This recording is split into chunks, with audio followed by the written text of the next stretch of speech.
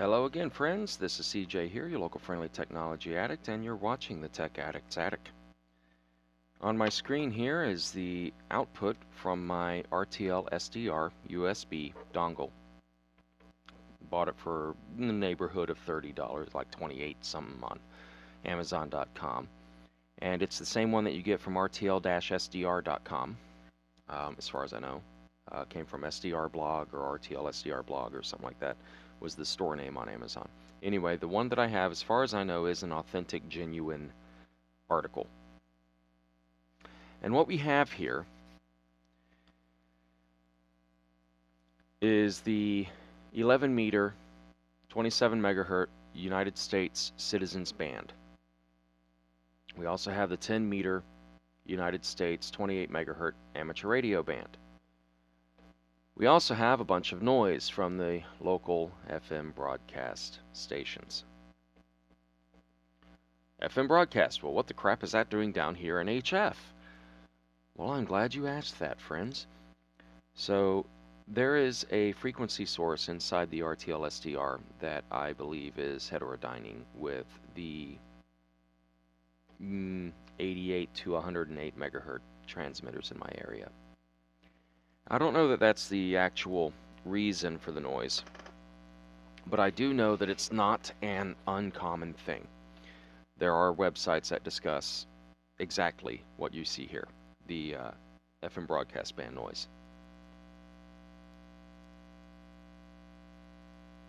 Pardon my pause, I'm sitting here noticing changes in the noise, and I'm wondering if it's because I shifted my position.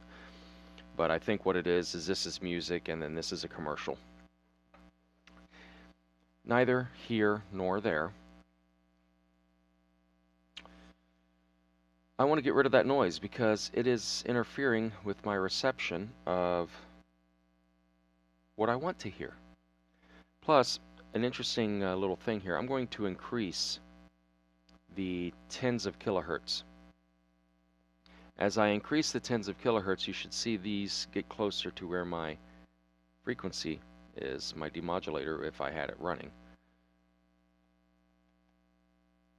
But it doesn't. It actually moves away from it. The higher in frequency I go, the higher the noise goes. Most of it. Some of it actually goes down. You see here, I had two different signals. One goes one way, one goes the other. Not only that, though, we have some signals moving at one rate and some signals moving at another rate.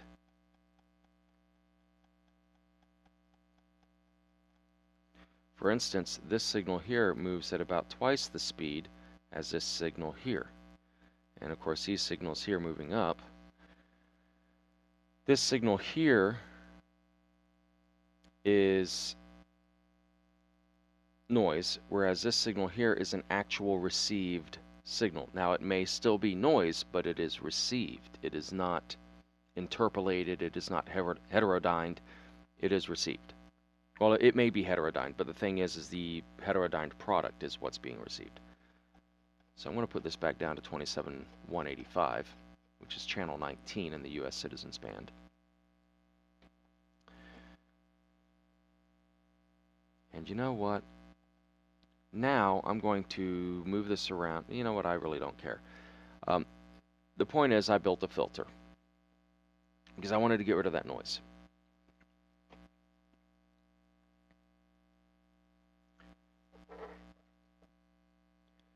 Now, to get rid of the FM broadcast band noise, what we need is an FM broadcast band reject filter, or a band stop filter, or a notch filter.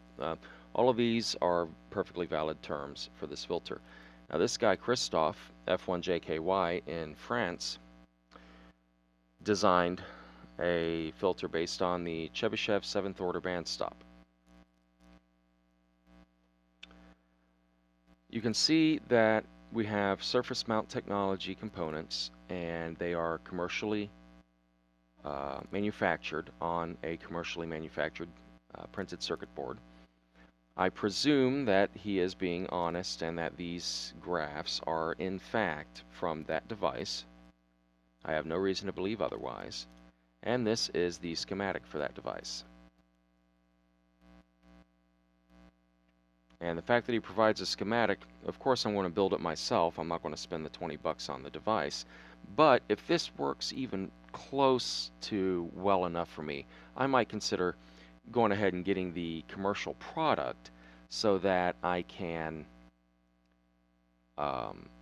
have something that should match his performance that he's claiming. Again, assuming everything is on the up and up. So we have a very basic design here. It is symmetrical, so if I were to take I don't have anything properly thin enough, but if I were to take a line straight down the middle, this side would be identical to this side if you mirrored it. The only difference is, of course, the numbers would be backward, but it's 180 and 180, 330 and 330, 8 and 15, 15 and 8. It's symmetrical. So we have 22 nanohenries, 110 picofarad, 8 picofarad, 15 picofarad, 330 nanohenry, 180 nanohenry, 27 nanohenry, I can't talk right, and 100 picofarad. Very basic, very simple design, nothing to it, easy to build, right? Well, it would be easy to build if I had inductors commercially manufactured of a specific value, but I had to manually build those inductors myself on a soda straw using magnet wire. Not a big deal, but getting the right number of turns, the right diameter, the right length, spacing the turns just right so that they're even, it's a little more difficult than it would look when you're dealing with something as small as a soda straw when you have big ham hock hands like mine. But I got it done. It only took me a couple of days. You know, because I've got life that I've got to live too. I've got other things going on. And then while we're looking at this, I'm going to go down here into the AM broadcast band, because if I'm going to build a filter for FM broadcast, let's see what it looks like here.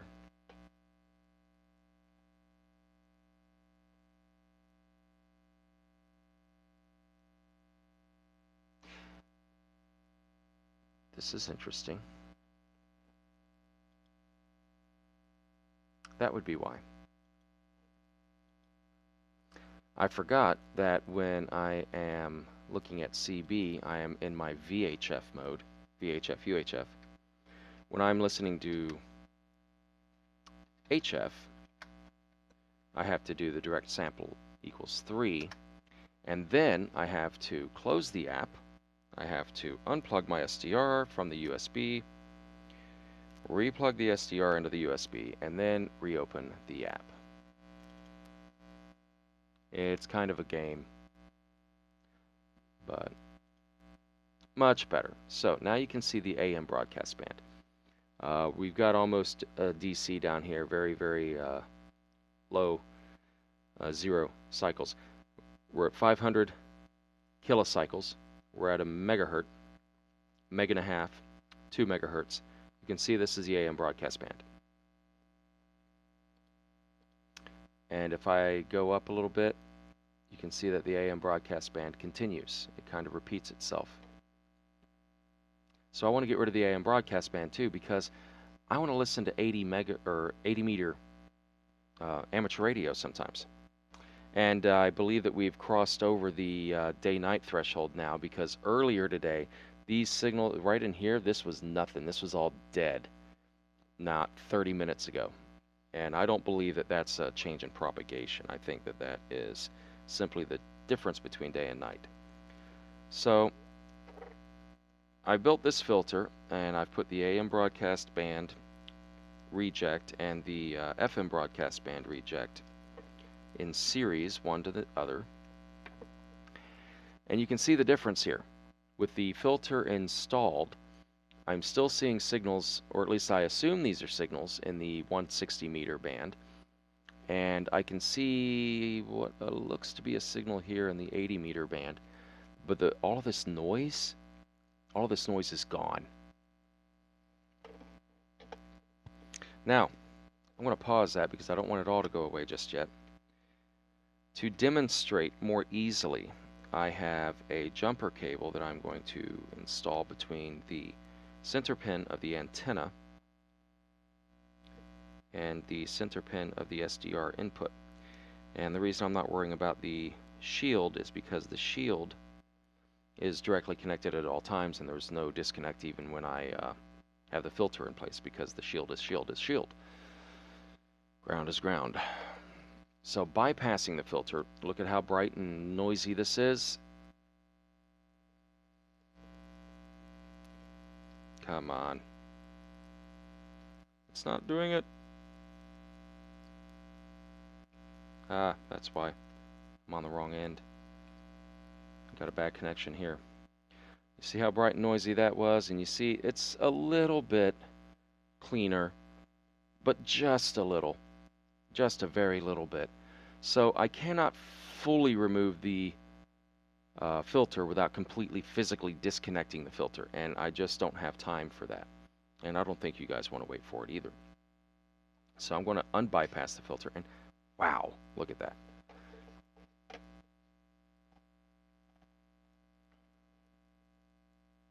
No, this is noise. All of these are noise signals. I find it peculiar, though, that the noise signals are focused on the ham band. You know? Kind of annoys me as an amateur operator, because when I want to hear people in that band, I've got to deal with other people's noise. And that's pretty much true of any band, but it would be nice, though, if it didn't seem to focus right there.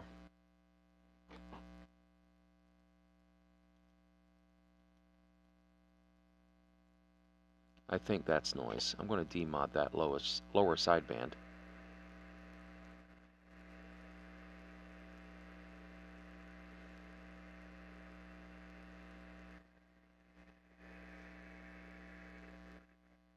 Oh yeah, that's noise.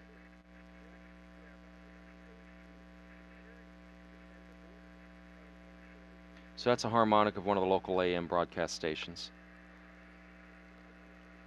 Still managing to make it through the filter. But, you know, the filter's not perfect. I never claimed it would be. That's a signal, though.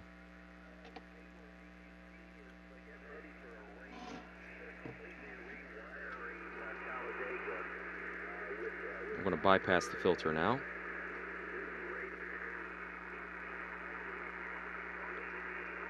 You can still make them out, but there's a lot of noise in with them.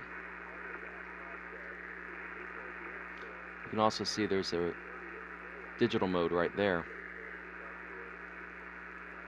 that gets kind of blended in with the noise up above. But yeah, that's a signal there. So the filter works, right? It may not be perfect, it may not be fully blocking everything, but it does work. And as far as it fully blocking everything, let me just go up through the band a little bit. 40 meters. Okay, so I've got a little bit more noise here because it's actually showing up, but you can see signals. Let me see, because this is about take 4 of this video, and in the previous takes I haven't seen this many signals, so I think people are finally waking up. Oh yeah, those are a lot of signals. I've got, well, those might not be. Let's see. Oh, that's lower sideband. That's lower sideband. That's lower sideband. That's lower sideband. We got some lower sideband over here. Look at all these signals. Earlier there was nothing. I'm going to bypass the filter again. Wow, look at all the noise. I mean, I can still see some of the stronger signals. That weaker one, I mean, maybe he stopped talking. Yeah, because I can barely make him out there. I still see some of the digital modes, though, even through the noise. And that's one of the benefits of digital. In fact, that's not even digital. That's freaking CW, people. That's Morse code there. Even through the noise, you can see Morse code. That's one of the reasons QRP guys do Morse instead of sideband. There are some QRP sidebanders, but that's a digital mode.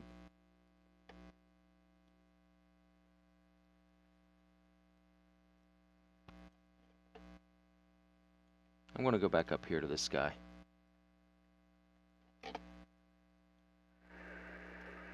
You can barely hear him through the noise.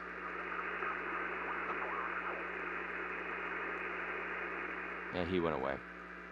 I'm watching the signal here. I'm going to remove the... I'm a little low, actually. But while he's talking, I'm going to take the bypass off of the filter so we can hear the difference.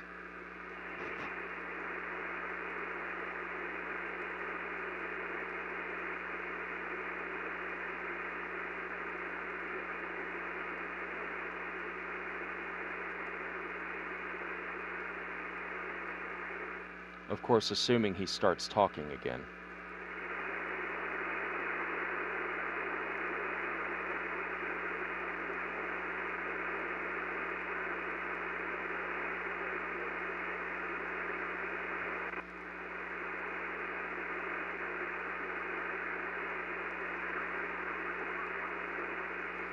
I did hear voice, but it may be that a signal simply dropped through the floor anyway, even with the filter in place.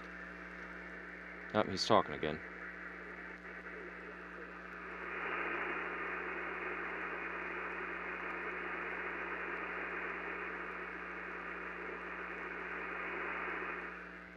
So, skeptics may be saying, you know what, maybe I just need to adjust my waterfall.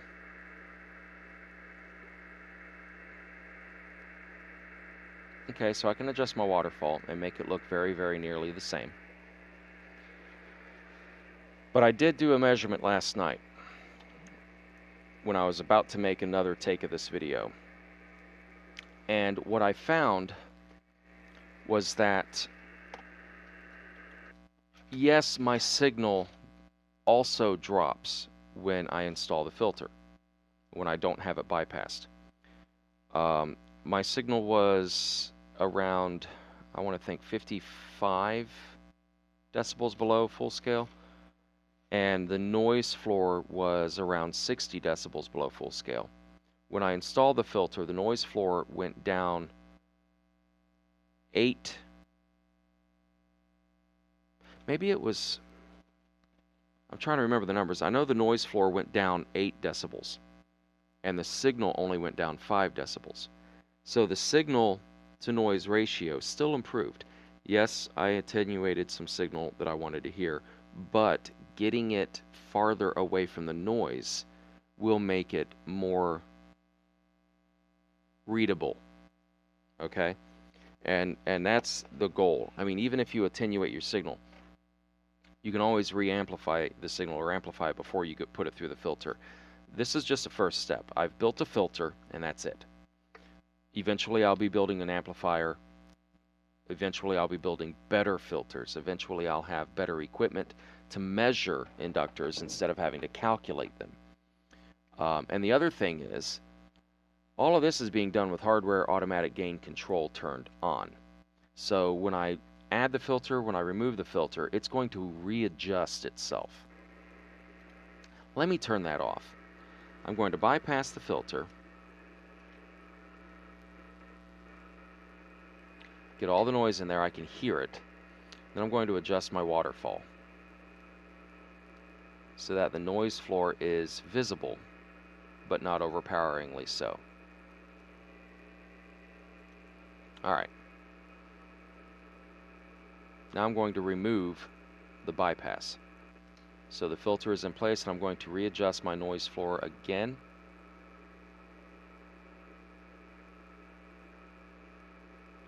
And I'm still seeing signals,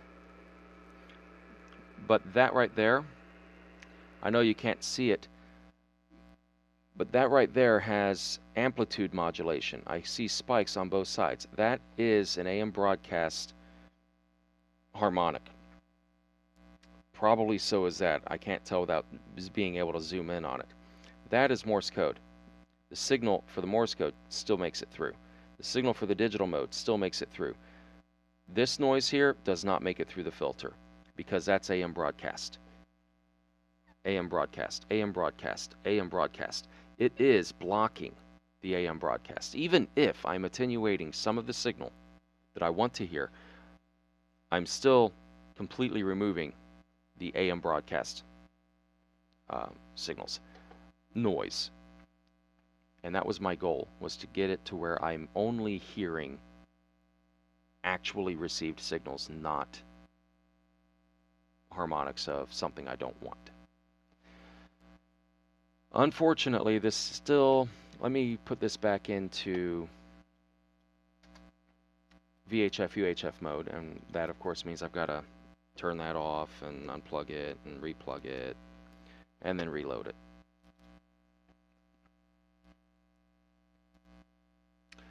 And then I'm going to go up to 27 megahertz. We'll hit play. Alright, so I'm going to bypass my filter. And you see when I bypass, this stuff gets a little stronger.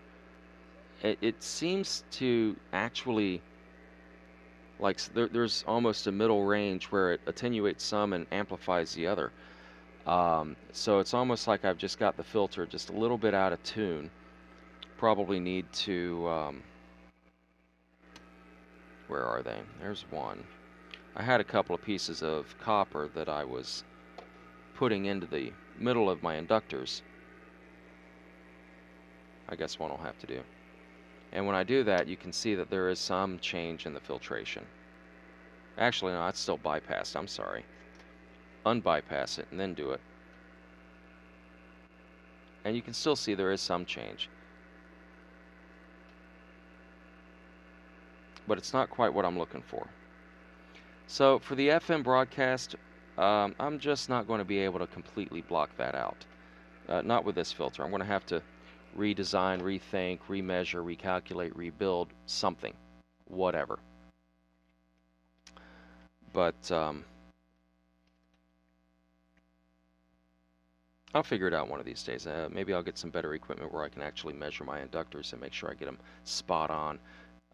Maybe my capacitors got damaged while I was desoldering and resoldering them from the other attempt that I made to build an FM broadcast band stop filter. I don't know.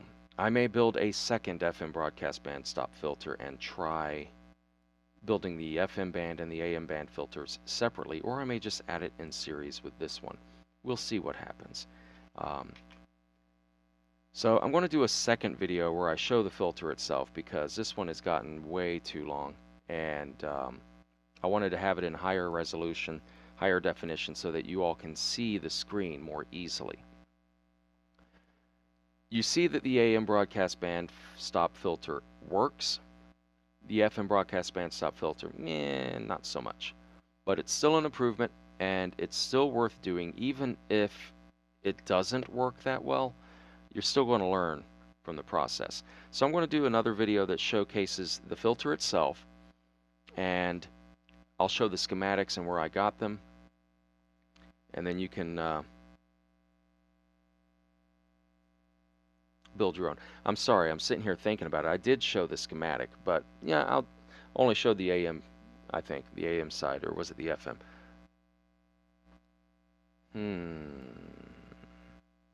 No, I showed you the FM one, which didn't work, by the way, as well as I expected. Maybe it did work. Maybe it works exactly as described, and I just don't know what to expect here. Maybe my FM broadcast stations are just too strong in my area, but we'll see. Anyway, stay tuned for the next video. Thanks for watching this one. If you like it, go ahead and subscribe. If you don't like it, well, I don't know. There's other YouTubers you can go follow. It doesn't hurt my feelings one way or the other. I'm just doing this out of fun. So y'all have a good day, 73s, and until next time, this is CJ, your local friendly technology addict, signing off.